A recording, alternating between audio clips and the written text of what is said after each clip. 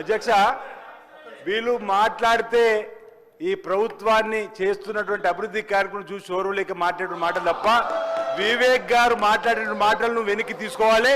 ఈరోజు ఈ ప్రభుత్వం వచ్చి సంవత్సర కాలంలో గాడిన పెడుతుంది. రాష్ట్రాన్ని ధ్వంసం చేసిర్రు, విధ్వంసం చేసిర్రు.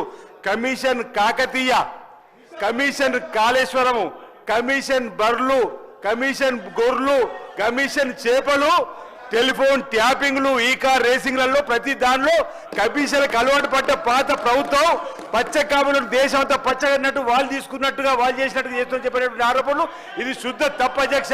ప్రజలందరూ గమనిస్తున్నారు. వారి యొక్క ఆలోచన విధానాన్ని ప్రజలు గమనిస్తున్నారు. ఈ ప్రభుత్వం ఎక్కడ కూడా ఈరోజు శుద్ధం పనిచేస్తుంది.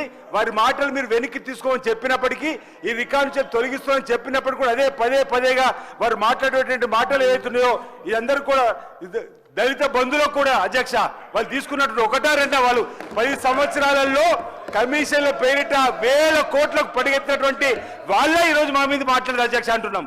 ఈరోజు ప్రజలు వాళ్ళని తిరస్కరించి ప్రతిపక్షాన్ని పరిమితం చేసిన, లోక్సభ ఎన్నికల్లో జీరోకు పరిమితం చేసిన, ఈరోజు డిపాజిట్ కోల్పోయినప్పుడు కూడా ఈరోజు ఈ విధంగా ఇంకా మనసు మార్చుకొని మాట్లాడుకోవడం అనేది కరెక్ట్ కాదు. ఆ మాటలను తొలగించిన అధ్యక్ష ఈరోజు చైర్ను కూడా బెదిరించే విధంగా మాట్లాడుతున్నారు అధ్యక్ష. మీరు మాట్లాడితే మీతో సమానంగా వారు మీ పైన కూడా మాట్లాడేది సరైనది కాదు.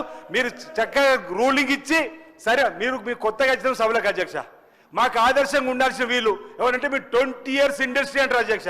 21 సంవత్సరం నుంచి సభలు ఉన్నామని చెప్పి సూచన చేసేటువంటి వీళ్ళు ఈ విధంగా మాట్లాడితే దాన్ని ఖండించకుండా ప్రోత్సహించడం ఎంతవరకు సభ అధ్యక్ష?